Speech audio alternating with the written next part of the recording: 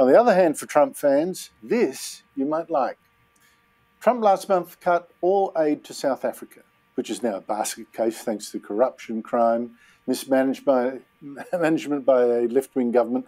What particularly got Trump, though, was a new law to expropriate property, sometimes without compensation, to redistribute more land from white farmers in South Africa to black ones. Terrible things are happening in South Africa. The leadership is doing some terrible things, horrible things. They're taking away land, they're confiscating land, and actually they're doing things that are perhaps far worse than that. Now, whites make up about 7% of South Africa's population, but still hold more than 70% of the land, Afrikaners especially of Dutch descent, also called Boers, and they have been the target of race hate and threats of murder from the fourth biggest political party in Parliament, led by Julius Malema. Shoot to kill the Maza, kill the Boer, the farmer, kill the Boer, the farmer. Yes, he really was chanting, shoot the Boer, kill the Boer. Hundreds of farmers have indeed been murdered, wives raped and killed. The atrocities have been absolutely horrific. The crosses for them line this road, although the government claims the whole country faces terrible rates of murder, and that bit's true. And it says white farmers are not in any greater danger. Joining me from Pretoria is Ernst from AfriForum. It's a lobby group for Afrikaner culture, which actually sent a delegation to the White House last month to ask for help. And Trump has said he'll offer farmers expedited immigration to the United States. Ernst van Zyl, thank you so much for your time. What pressures are there on farmers, especially Afrikaners in South Africa now? Good morning, Andrew. And yes, well, that's the question. And my only response there at the moment would be, how much time do you have? Because there's so many pressures on not just farmers in South Africa, but Afrikaners and other minority groups in particular. Well, firstly, you correctly pointed to that clip of Julius Malema chanting, kill the Boer, kill the farmer, with a stadium of tens of thousands of supporters. You have these horrific farm murders, often characterized by incredibly brutal levels of torture, often nothing being stolen. This is absolutely not normal crime. That's not holes being drilled through the feet of elderly women on a farm is not normal crime. Anyone that tells you that is psychotic.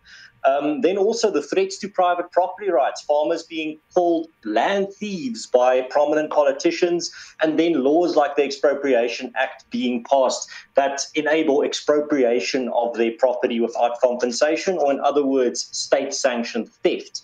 And then you also have the dehumanization, villainization, and scapegoating, where every single problem that the government is responsible for are blamed on minorities so that the government can get away scot-free from any consequences or be blamed for the consequences of their extremist policies. And I think a story that broke this week will resonate with a lot of your Australian listeners and viewers, and that is the fact that in race-mad South Africa, as recently as yesterday, a pro-cricket team in South Africa was kicked from a tournament and fined for being too white. That is in a country with over 140 race laws, and that's the reality of South Africa. That's the truth that the South African government is trying desperately to hide from the rest of the world.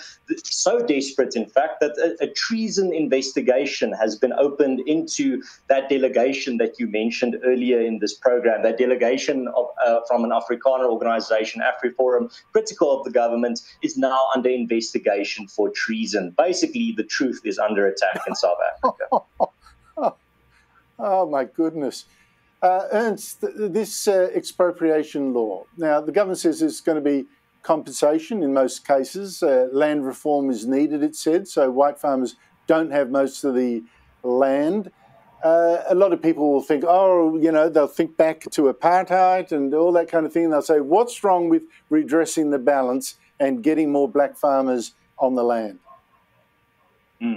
Well, Andrew, it's very simple. You don't correct human rights violations in the past by committing human rights violations in the present. That is not how justice works. And the South African government, high-ranking officials, as high as the president himself and the deputy president, have admitted that the goal of the Expropriation Act that they signed is to enable, in their words, expropriation of property without compensation.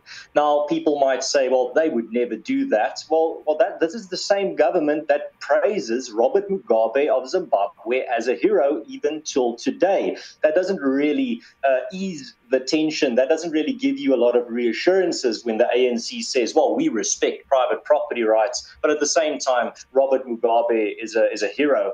Robert Mugabe, whose land grabs and land confiscation